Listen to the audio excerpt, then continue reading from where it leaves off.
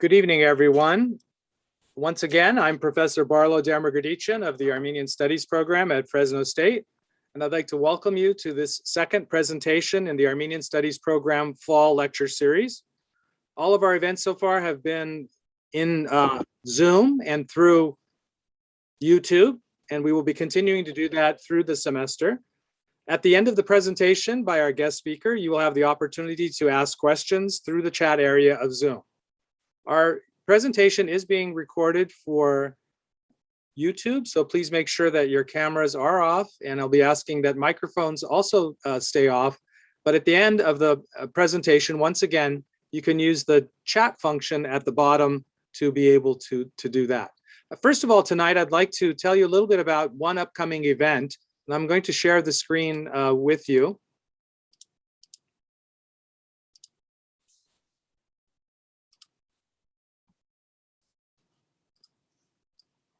And the upcoming event that we are going to have is a new book launch, which is the latest book launch in the Armenian series of the press at California State University, Fresno.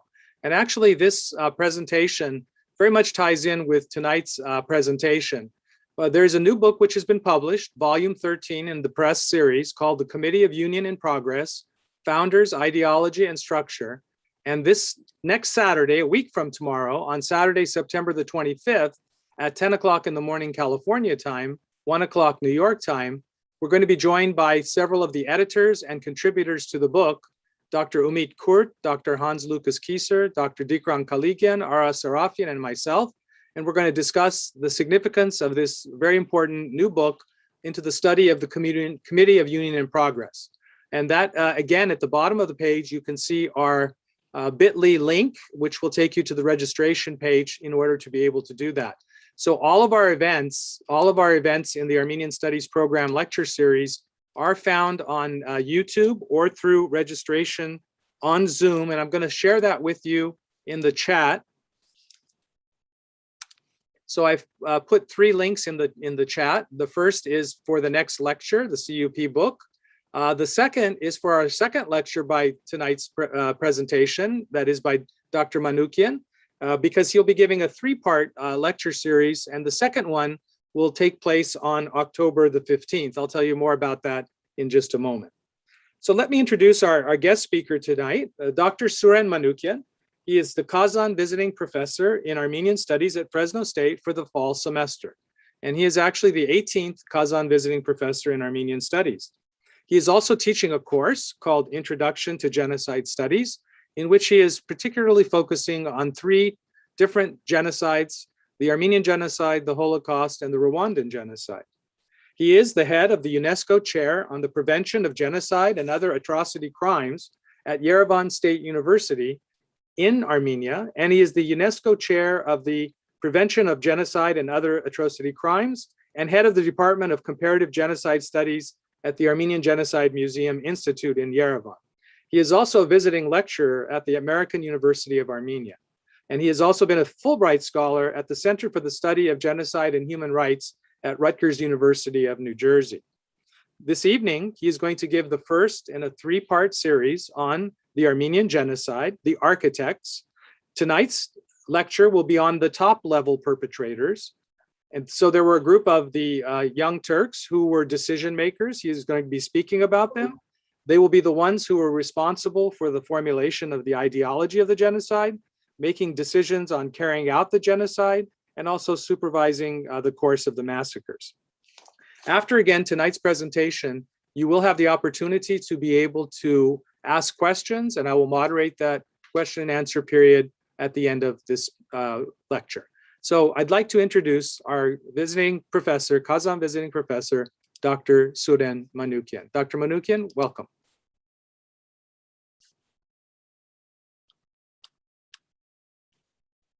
Mute myself. Hello, good morning in Armenia. It's early morning now, and good evening for California. Thank you, Barlo, for introducing me and for having me in this a series of lectures, and it's a good opportunity to share my my findings, the results of my research, and I'm engaged in research of the Armenian genocide, and in particular the research of perpetrators for more than 10 years, and I think it's a good occasion to present some insights, some ideas about one of the critical aspects of the genocide studies. And today my first lecture will be on the architects of Armenian genocide, on the main, let's say, top level perpetrators of this crime. But before coming to the main perpetrators, I wanted just to very briefly describe the whole hierarchy of perpetrators, the whole system, the whole structure of the people who were involved in implementation, in perpetration of this crime. And let me share my screen. My lecture will be, I think, about 40 minutes, and if you have questions, you are welcome to address them after my lecture. So yes, this is the outline of my presentation. We will speak about the hierarchy of perpetrators. Later, we will discuss the state as a central component for perpetrators of genocide, the role of party. In this case, it is Party of Committee of Union of Progress, or CUP. Then we will discuss some groups of people who were parts of this structure, functionaries, ideologists, leaders. We will see the role of government, if it had a role in the implementation of Armenian genocide. Then we will discuss the place, the local of parliament in this project. And very briefly, and throughout all of my presentation, I will touch to different genocidal laws created to let's say, conceal or created to legalize what they have done in the time of genocide, and orders they were sent to provisional governments for the successful implementation of the Armenian genocide. So let's start with the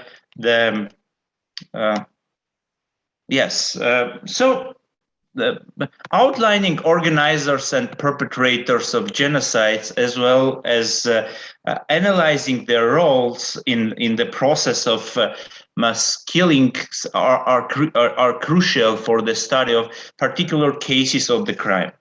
And genocide is, of course, first of all, is a political crime, which is masterminded by humans and is carried out by humans.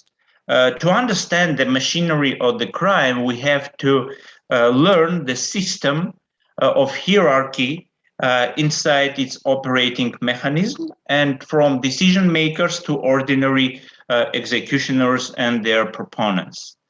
And this problem remains somewhat out of the academic scope of the Armenian genocide studies, and has found itself in a specific perceptual trap of belief, of the belief that there is no need to study a subject as obvious as this.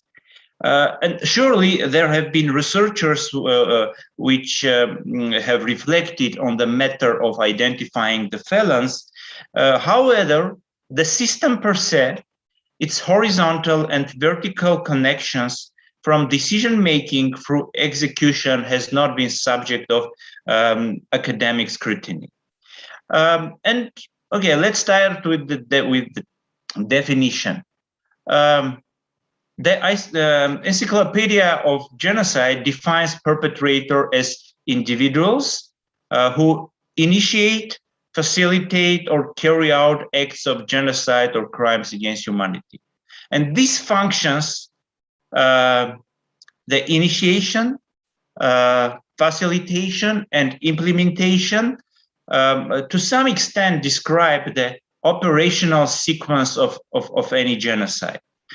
For example, in Article 4 of the UN Convention of Prevention and Punishment of the Crime of Genocide, which was adopted thanks to massive efforts of Raphael Lemkin on December 9th, 1948, defines the scope of complicity to the crime as persons committing genocide or any of the other acts enumerated in Article 3 of the Convention shall be, and this article is describing all genocidal acts, shall be punished, whether they are constitutionally responsible rulers, political officials, or private individuals. Here again, we have three levels of perpetrators: responsible rulers, the heads of state, of just ruling elite,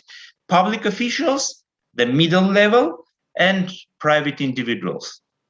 And at the court hearing against Young Turks, which were organized in 1919, 1920, the offenders were classified into similar hierarchical order, and separated hearings were held for party leaders, state officials, members of special organization, as well as regional officials and party secretaries, and for ordinary perpetrators of genocide. Again, we see these three levels of perpetrators, or the perpetrators distinguished into three levels. Another example we can see in the May declaration, the declaration which was adopted, which was announced by the three Entente countries, Great Britain, Russia, and France, in May 24. This country reflected on the problem of personal responsibility and the complicity of Ottoman officials in the massacres of the Armenian population, and stated the need of the members of the Ottoman Empire and the participants of massacres to bear personal responsibility for the events. And the circle of persons involved in perpetration and the hierarchical organization of the Armenian genocide can be provisionally divided into these following groups. Again, upper level decision makers, middle level regional organizers, agencies and structures, as well as lower level common population.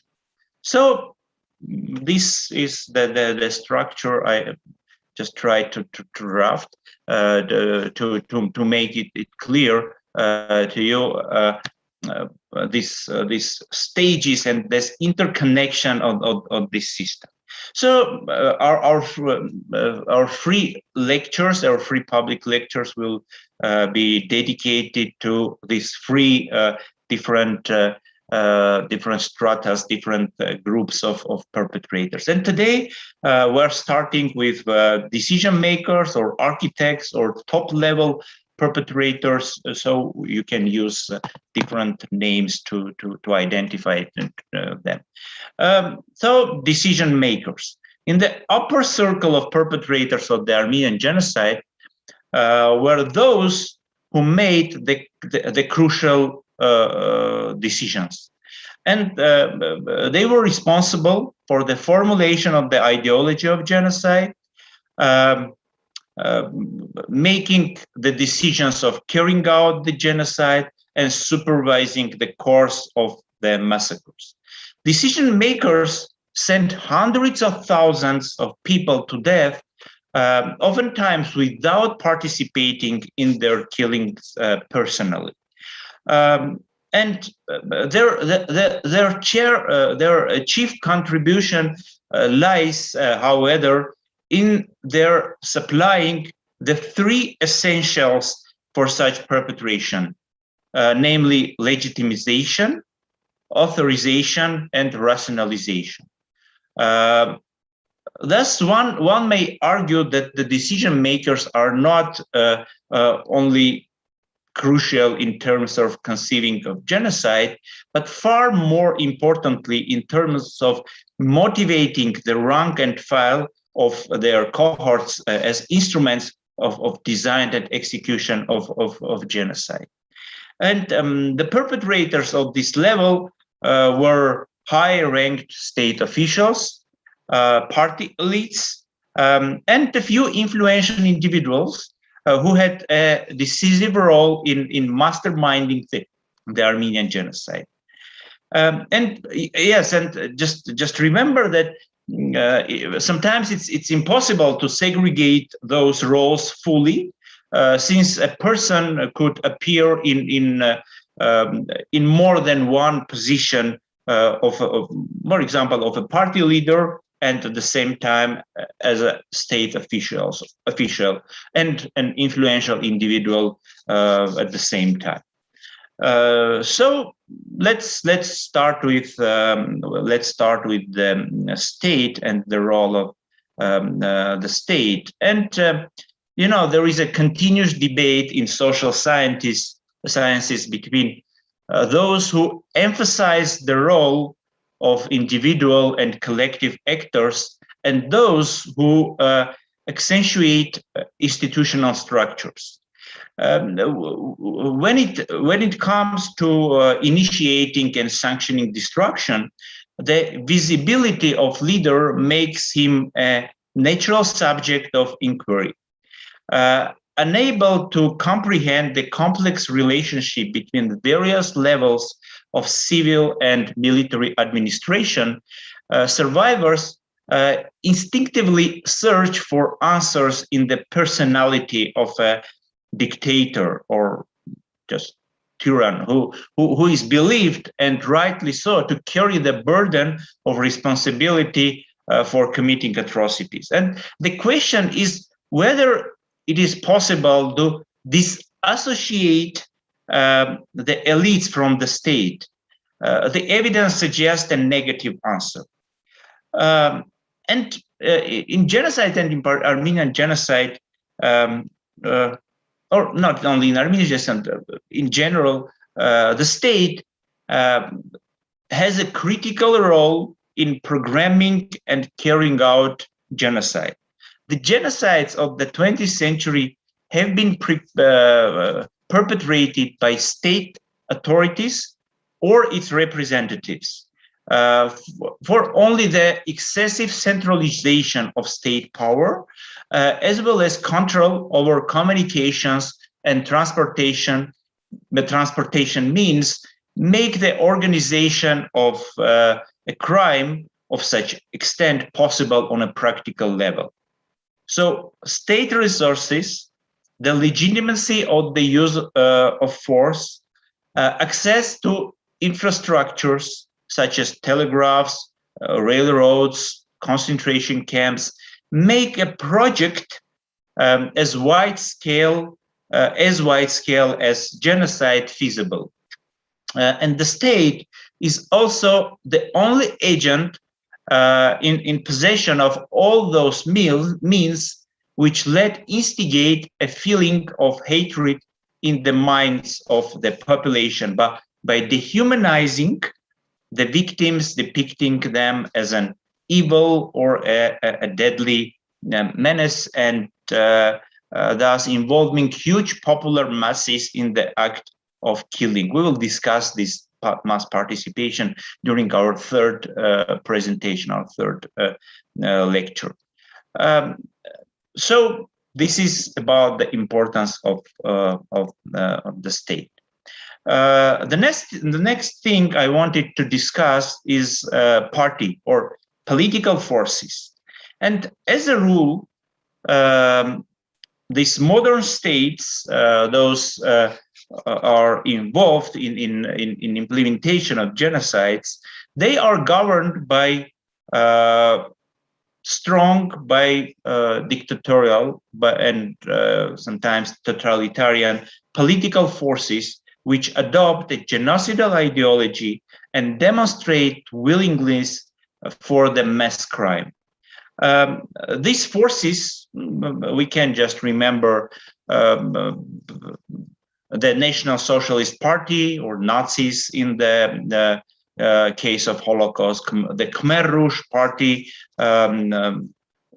one of the currents of the Communist Party in Cambodia during the Cambodian genocide. And the Armenian genocide was and is a crime committed by the Ottoman Empire. However, the decisions for it were made by the Central Committee of the Union and Progress Party, which had de facto incorporated the state's authorities in its hands, performing functions of state bodies. And we can see the same model in Nazi Germany, where Nazi party structures were so, let's say, interweaved in the structure or in the state bureaucracy that they concentrated all state authorities in their hands.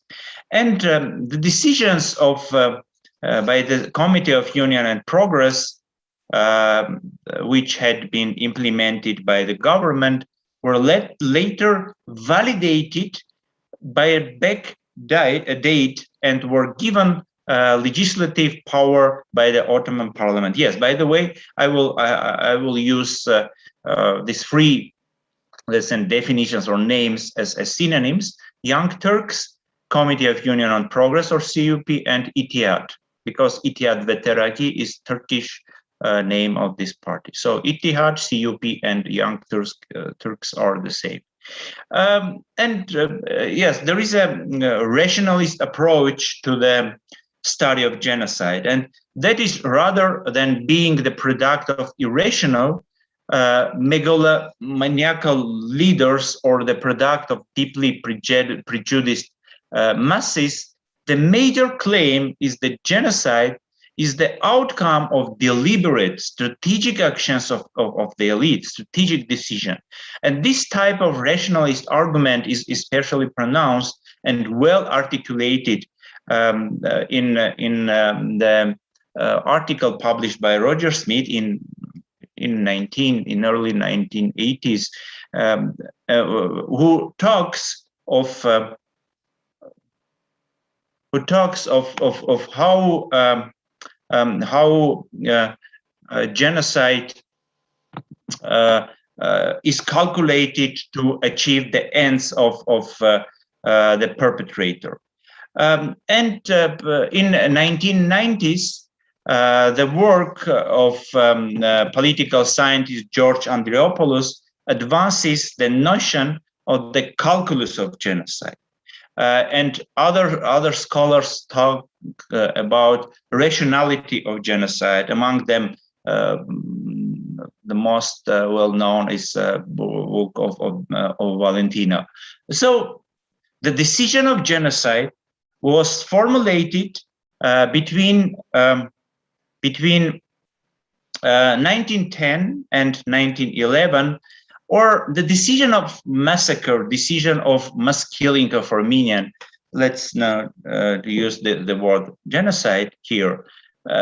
In the course of the congresses of Young Turks, and in the situation where the ideology of Ottomanism had demonstrated its inefficiency, the urge to replace it with that of Turkism was growing, and a number of proponents of the pan-Turkist ideology were elected in the Central Committee of İttihat, of Union and Progress, in the course of party congresses held between 1910 and 1911. So these party congresses are very important because these years, the radical-minded radical-minded members of CUP party were elected as members of Central Committee, and it changed all the environment in the committee, and it created basis for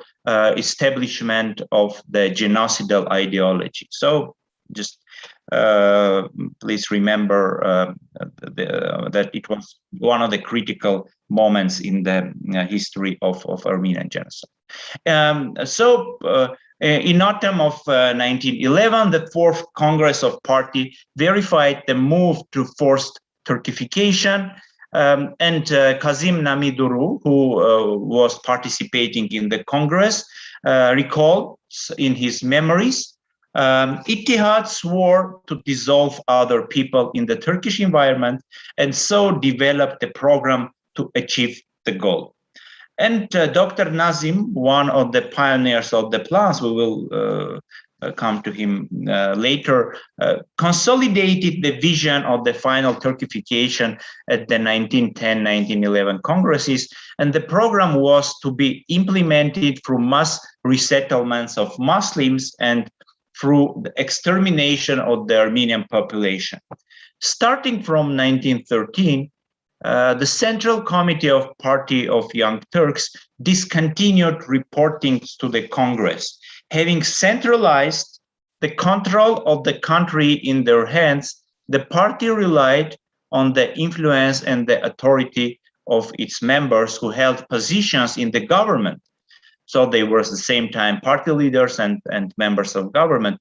And it was the Ittihad Central Committee that elaborated and implemented the plan of exterminating the Armenian population of the Ottoman Empire. Throughout the period when the Armenian genocide was planned and implemented from 1912 to 1917, the Central Committee of Ittihad remained unchanged and included, so this is the list of persons who were in this committee and participating in making critical decisions.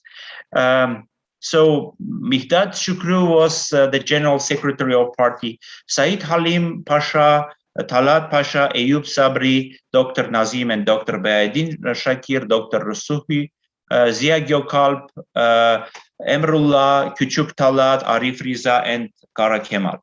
So, and the number of authors, Arsen Avakyan, Dogan Avcıoğlu, Şükrü Hanioğlu, and Robert Melson give a pivotal role in this list to two doctors, Dr. Nazim and Dr. Baedin Shakir, in programming and carrying out the Armenian genocide.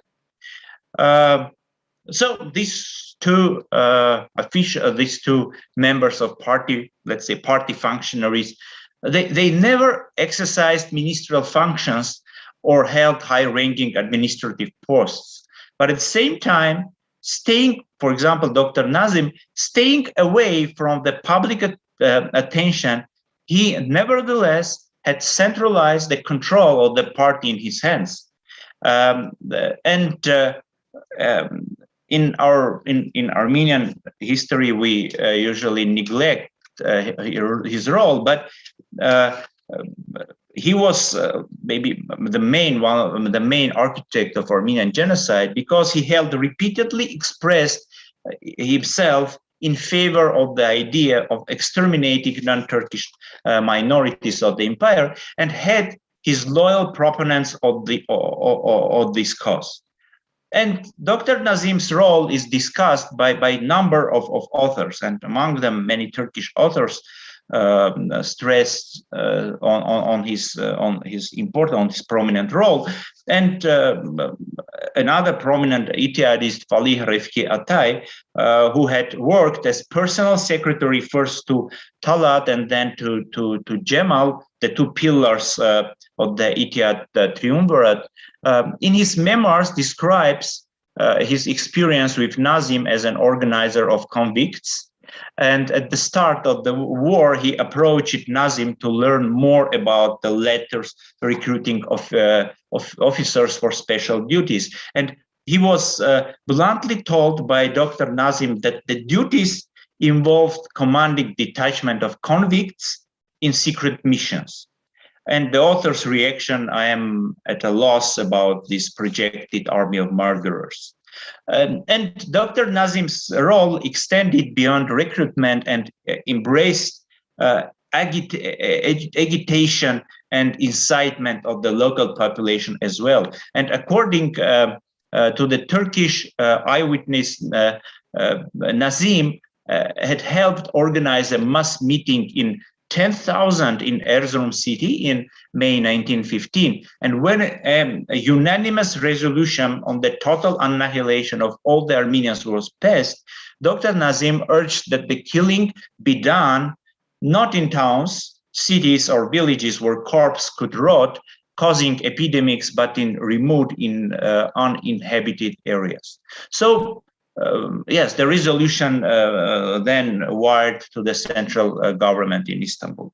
So let's remember the central role of Nazim in this canvas, in this picture of perpetrators of Armenian genocide. The next one, and you know, they usually work in very strong cooperation, and was Behaeddin Shakir. And probably it was Behaeddin Shakir who, together with Nazim, authored the laws of the law of deportations. And the crucial role Shakir played was confirmed, for example, by Colonel of the German Army Stange, who together with Shakir was organizing guerrilla operations against the Russian troops in the first part in the first trimester of the First World War. And Stange informs that the same detachments were further transformed into those of killers. And Shakir's role was also confirmed by Munir, who was post-war governor of Erzurum, who stated that the brigands organized by Shakir murdered the deportees in the most savage way. And, you know, Dr. Shakir was also cited many times in the key indictment, in dual indictment of trials organized against young Turkish elite, against the perpetrators of Armenian genocide after the defeat of Turkey in First World War. And he was we saw him, he was cited many times in this key indictment in two capacities: as a political chief of the special organization, the organization created to implement this goal of extermination of Armenians, and as a field commander of a killer units operating in the eastern provinces. So it's a unique case that we have top-level perpetrator who personally directly participated, not only just supervised and organized this killing, but directly and personally participated in let's say field operations. Yes, and another evidence supplied against him is that of Third Army Commander Behip Pasha, who summarized his disposition as follows: the massacres and destruction of the Armenians and the looting of their properties were the result of the decision of Ittihad ve Terakki. And Behaeddin Shakir was the one who procured the butchers of men in the Third Army's zone, directed and employed them. The government leaders submitted to Behaeddin Shakir's order and directives all the human tragedies, all the instigations and acts of depravity within the Third Army operational zone were the result of his machinations. And this involved the recruitment of men of the gallows bird kind and gendarmes with blood-stained bloods and bloodshot eyes. And Vagan Dadarian, the founder, one of the founders of Armenian Genocide scholarship, Armenian Genocide Studies, too, underlines the crucial role of the two had in the final decision regarding the plan of the genocide, along with Talat, head of the national security Ismail Jampolat, and Colonel Shevket Seifi, who was head of second department of the chief of defense of the country. So the first document I wanted just to zoom is so-called the 10 Commandments of the Committee of Union and Progress, and it is the record of the resolutions passed at the secret meetings of the group of leading figures of the Ottoman Empire. The document is known as 10 Commandments, and it became known later. It became known to the general public in 1919 from the Armenian and Turkish newspapers of Constantinople. And the meeting present, let me name them again, were Minister and Interior Minister Mehmet Talat, members of Central Committee Behaydin Shakir and Nazim, Chief of the Interior Ministry Directorate General of Public Security Ismail Jampolat, and Chief of the Division of the Intelligence,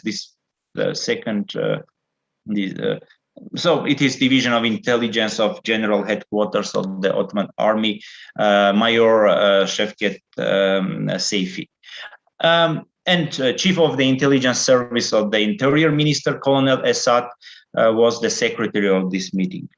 The document is not dated, but the English officer to whom Assad had handed it said in an approximate date of between December 1914 and January 1915. In the light of the facts known today, these dates are acceptable, since in February signs of implementation of some points of this program were already observed. The next group of people I wanted to stress on is ideologists. And the ideological framework known as Pan-Turkic ideology was developed for the Ottoman government by Ziya Gökalp and Yusuf Akçura. And the killings of Christians and erasing of obstacles from the Pan-Turkic way was a part of the general strategy that called for the creation of a super empire, utopian project, which would unite all Turks and Turkic people from the Middle East through Central Asia, from the Asia Minor through Central Asia to the borders of China. And let me bring some examples. And yes, and Ziya Gökalp was proponents of the centrality of Turks in the human history, and he was founder of Turkish nationalism, one of the founders. And so he proclaimed that Turks are the Superman imagined by the German philosopher Nietzsche. New life will be born from Turkishness. And in one of his epic, he was a writer and he wrote some poems. In his epic Tizelma, and Ziya Gökalp had the female protagonist, the ideal maiden, Ay Hanim, say the following: the people is like a garden. We are supposed to be its gardeners. First, the bed shoots are to be cut, and then the scion is to be grafted. And Armenians were declared disobedient elements and impediment for implementation of these plans, as the Armenians' homeland split in imagined pan-Turkish state, Turkish-speaking people of Asia Minor and the Middle East from those lived in Caucasus and Central Asia. Erasing the Armenian obstacle from the herd of mythical Turan, did not necessarily mean pure killing. And at the first stage, it had entailed policies of cultural linguistic Turkification. But after the failure of these attempts, physical extermination was chosen as a way of setting the problem. So, as a hindrance to the great project, Armenians would be exterminated. And the war created the possibilities and supported the methods for it. However, the detailed plan of annihilate the ethnic group could not be implemented only where the party had could be implemented only where the party had a total control over the state apparatus, its agencies such as law enforcers. In this light, the formation of Ittihad dictatorship after the 1913 coup d'etat was crucial, since the state and the party apparatus got totally amalgamated shortly after, and the government de facto was turned into an instrument in performing the party decisions, and the power centralized in the hands of these free pashas, which also bore the main responsibility for the perpetration of the genocide. And Minister of Defense, among them were Minister of Defense in the center, Ismail Enver, who had accumulated all the military matters in his hands, and actively propagated for the alliance with Germany. And it's interesting, being married to the niece of the Sultan, the monarch of Ottoman Empire, was believed to have aspirations for the throne even. Ahmed Cemal, you can see here on the left, he was the first governor of Istanbul, and later he became the Minister of Navy and commander of the 4th Army, and he was de facto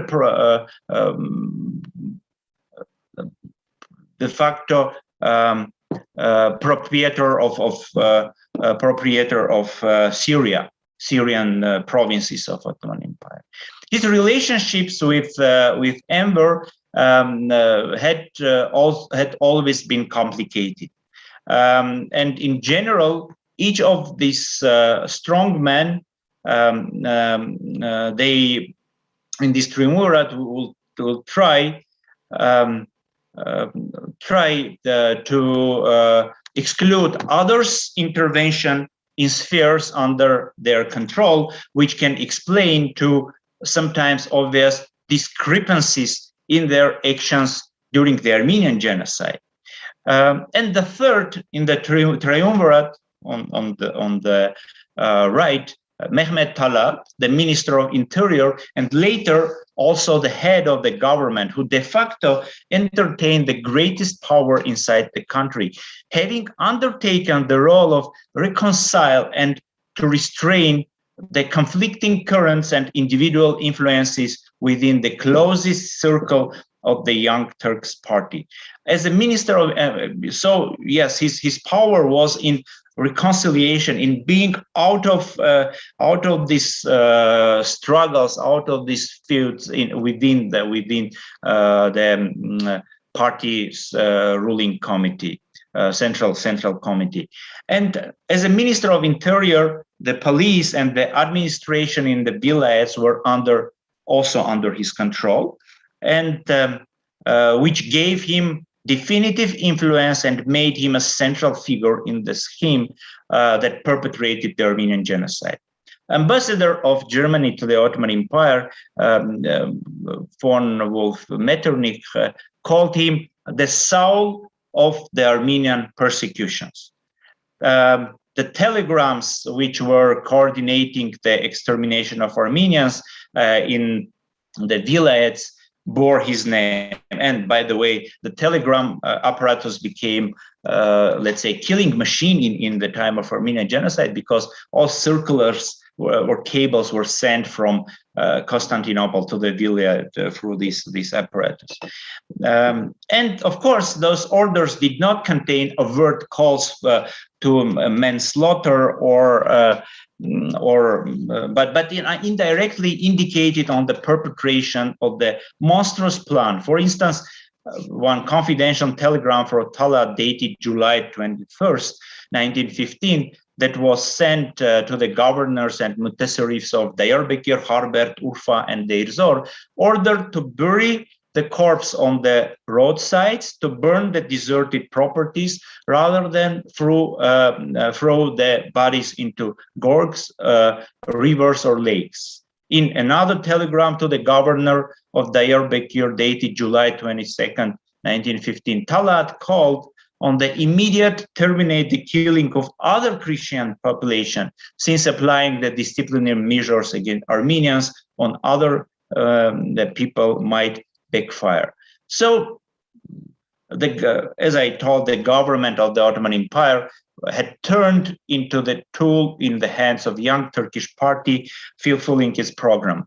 The Prince of Egypt, at the same time Grand Vizier of Ottoman Empire, Said Halim Pasha, who was of course in the closest circle of the leaders of young Turkish party, nevertheless never had a major influence on the decision making inside it. He was only a docile agent for the triumvirate. And triumvirate and young Turk party used government and parliament as tools to legitimize their crimes and share responsibility with many. Provincial laws of deportations, which were chosen as a means to implement the Armenian genocide, were passed on May 27, 1915. It should be mentioned that the deportations were fully underway from early spring, and that the adoption of these provisional laws was a backdated attempt to somewhat legitimize the process. This law, according to its authors, was to disguise the genocide. Yet the provision of Article 2 reveals their striving to employ the army in committing genocide against Armenians. And this article is consistent that the fact of large-scale involvement of Turkish military in the genocide. And without referring to Armenians, the law authorized the commanders of armies, army corps, divisions, and commandants of local garrisons to order the deportation of population clusters and suspicious of espionage, treason, and on military necessity. And the key word was sensing. The authorities empowered to order deportation had merely to have a feel or a sense of the offense or danger. Just a feel. And the vague but sweeping authorization resulted in the deportation of the bulk of Turkish Armenian population, Turkish Armenian population. And the permission for the extermination of the deported population were evidenced by Talat's directive on July 14, 1950, to kill those in the caravans of the deported population who would show resistance and would attempt to escape. And a few days later, in the conversation with the representative of a German embassy, he would share about Sublime Porte's attention to finalize the task under the guise of the war against the enemy from within.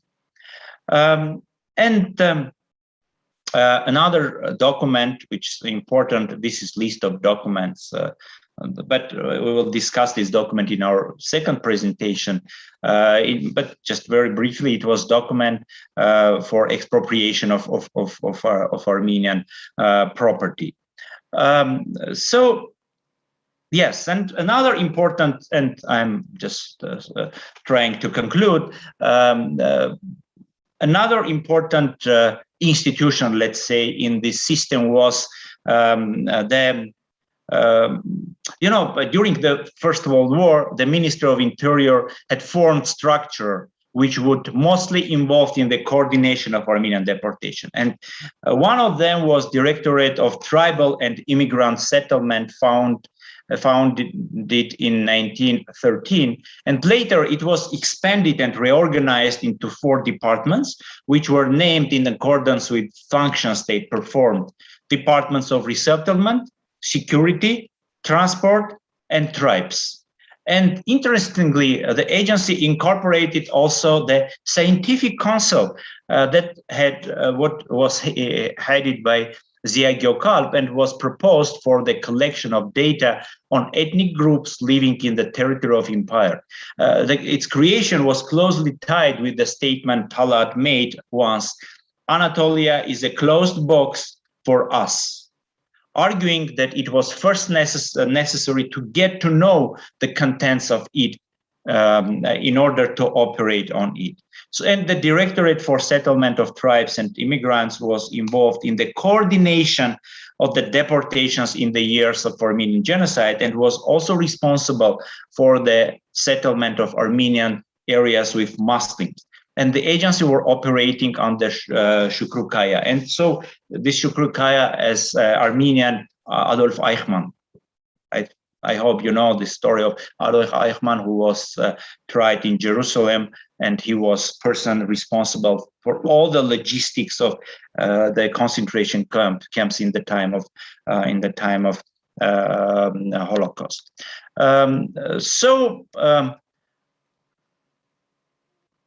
Let me conclude. Yes, and the last thing, just to mention, it is the parliament of the Ottoman Empire, and so the function of the parliament of Ottoman Empire was the parliament of Ottoman Empire would pass laws backdated to often aim to legitimize the crimes that were committed. And early in the beginning of war, the activities of the Ottoman legislative were de facto suspended, and the actual structure of the Ottoman authorities in the emergency situation of the wartime was significantly relieved the executive from the potential restrictions of legislative might impose on it. And Talat hints in his memoirs that the freezing of the parliament work on March 1915 was directly connected with anti-Armenian campaign. And this may indicate that a certain opposition to those operations was anticipated in the parliament. And furthermore, the suspension of the parliamentary work would let the disputes return to the provinces and inform the constituencies about the Armenian danger. But it is the topic of my second presentation about the middle level perpetrators, bureaucrats of Armenian genocide. And yes, this decision was later discussed and approved by the parliamentary committees for military and legal affairs, and the law of deportation was passed as late as December 1916, following a voting organized to the parliament. So to conclude, the crime of genocide is a tremendous act occurring at various levels of society. Planners at the top, where decisions are taken that lead to mass murder. Desk murderers, and at the meso level or middle level, where regional officials implement orders or interpret signals from the political leadership. And direct perpetrators or shooters or killers, murderers at the most basic local level of society, where individuals participate in the killings, steal from the victims, move into their houses or witness their depredations. And in the higher echelon, the leadership who structured the ideology, policy, and initiatives behind the genocide. And the Armenian genocide was ultimately a state project, but its implementation was closely policed by the Committee of Union and Progress, the party ruling the Ottoman Empire. And at the top of this process was so-called triumvirate: Mehmet Talat, Enver, Ismail Enver, and Ahmed Cemal, which established proto-fascist dictatorship regime after coup d'etat 1913. Under new conditions, a more effective mobilization was feasible, and the chief ideologist proponents of which were Ziya Gökalp and Yusuf Akçura.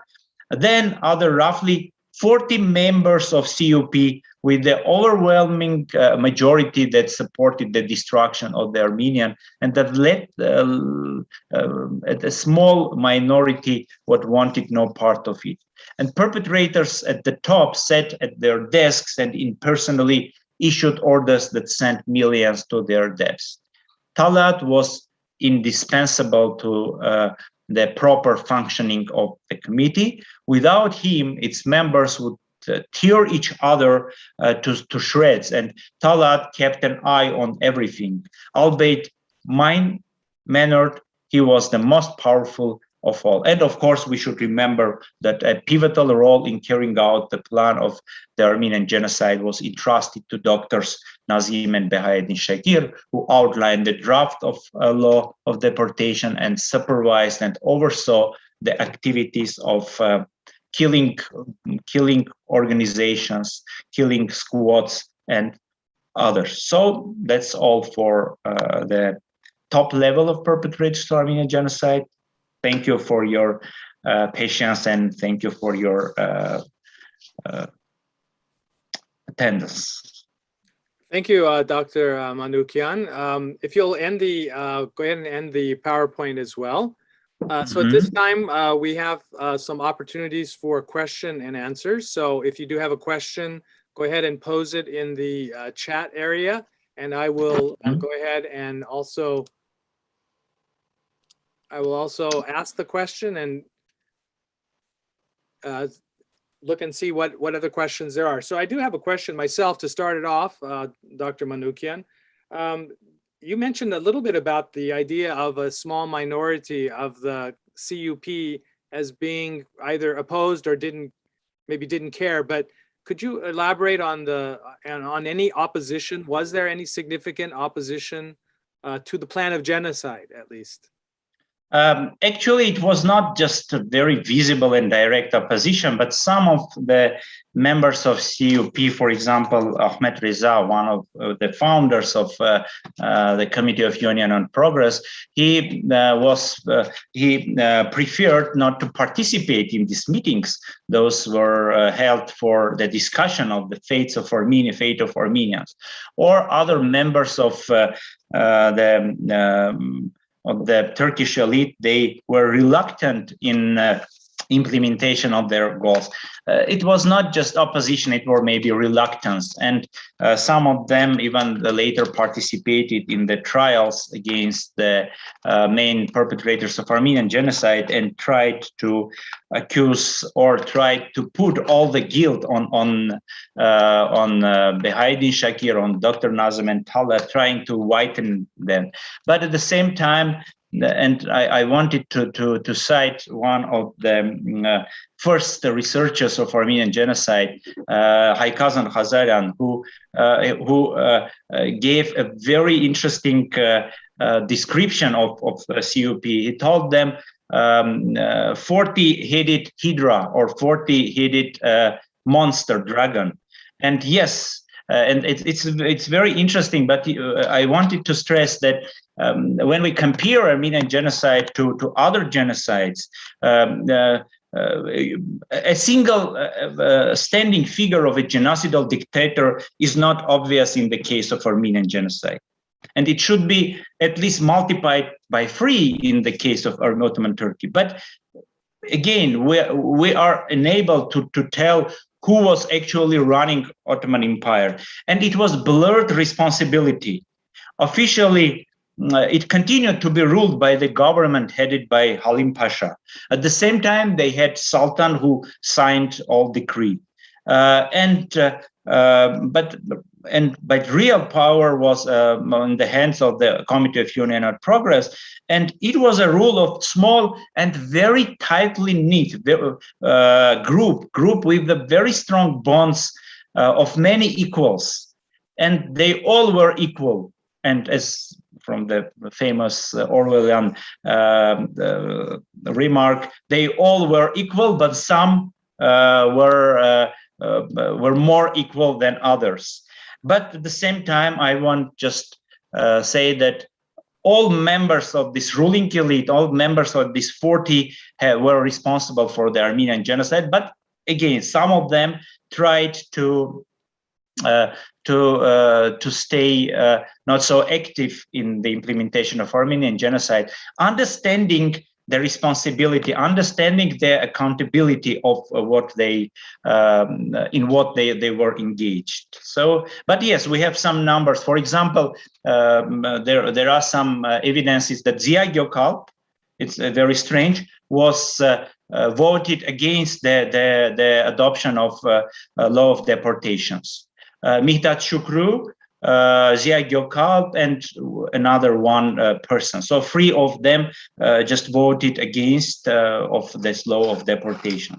Yes, sometimes they had this, let's say, opposition, and it shows that the rule was not dictatorial. It was not totalitarian. You cannot imagine the same situation in Nazi Germany. You cannot think about the members of leading ruling elite of Nazi Germany just going against the will of Hitler. But in the Ottoman Empire, it was possible. Okay. Other questions? If you have questions, please put them in the chat. We'll have time for a few more questions. Yes, and they asked to send them these 10 commandments. Yes, yes, I can just share it, to pass it to Dr. Magerdichan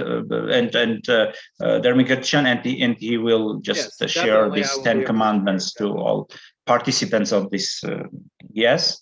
So I have one more question too, while we're still having people write questions. Of course, the 1895-1896 massacres, some people would connect that as a precursor to the genocide. Do you make that connection as a very important connection in some ways that changed the thinking of the CUP to say that, well, we can do this, we can be successful because it was done before? You mean, I'm sorry, you mean the Hamidian massacres? Yes, Hamidian massacres, yes.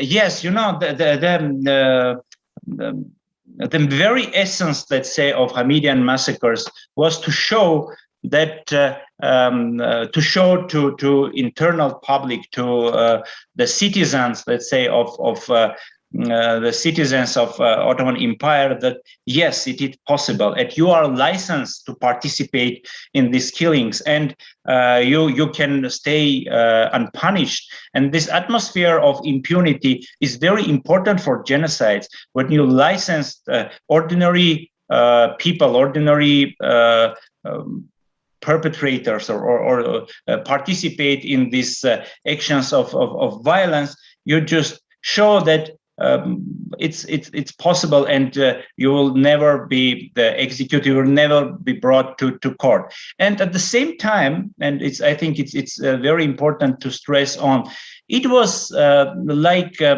attempt to understand the reaction of international actors, because they tried to understand the borders, the limits they can the limits of the possible, let's say, possible actions, and the answers of international community was so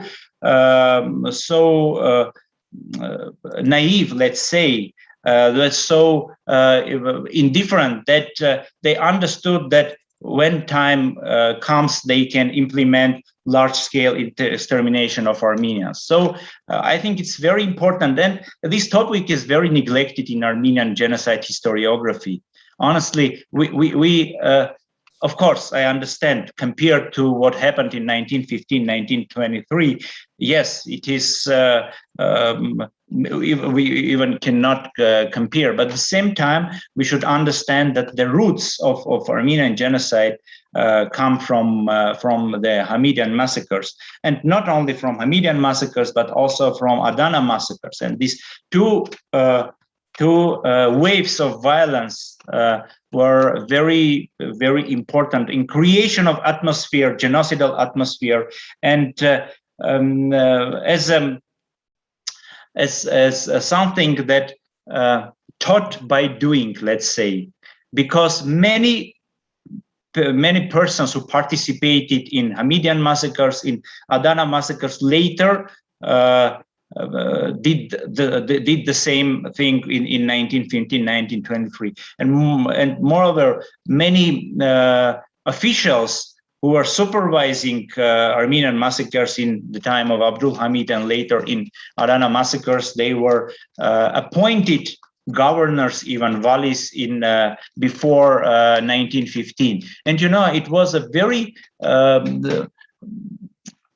appropriate way to identify genocide. Just they were just warning signs for Armenian community, but unfortunately, Armenian community could not react adequately to these warning signs of genocide. So there's a brief question here. Why would the German philosopher Nietzsche think Turkism was a good thing, or pan-Turkism?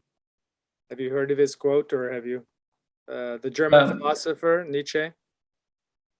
No, you know, they were obsessed of German philosophy. I mean the Turks, and in the elite, in the young Turkish elite, they wrote a lot. Spencer, they were soaked with this feeling of social Darwinism, so popular in Europe. And yes, Nietzsche was one of their favorite writers, just stressing on the straight, on the wheel. And and in the time of frustration, you know, the Ottoman Empire, just let's remember the time of genocide or pre-genocidal time. It was time of frustration. Then the empire, the 100-year, centuries-long empire was declining. And in this atmosphere of fading of this empire, of this declining empire, then the remote provinces of empire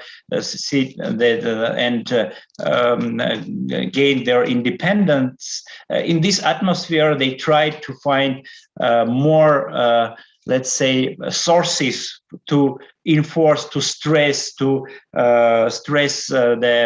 will, the strength of Turkish nation. And German philosophers were very, let's say, appropriate, suitable sources for using for this. And so yes, they were very popular in young Turkish circles. Thank you, Dr. Manukyan. So Dr. Manukyan will be giving the second of this three-part series of lectures on Friday, October the 15th at 7 p.m. And the topic will be the mid-level perpetrators, the so-called bureaucrats. So you can look for that coming up, and you'll be following that on Facebook, and you can get the links to that. And then if you'd like to see more of this lecture, remember everything is also on YouTube as well. So thank you very much for joining us this evening, Dr. Manukyan. Thank you very much for having me, and good luck in your work and Thank projects. You, and Thank you. Good evening, everyone, and we'll see you at our next event next Saturday.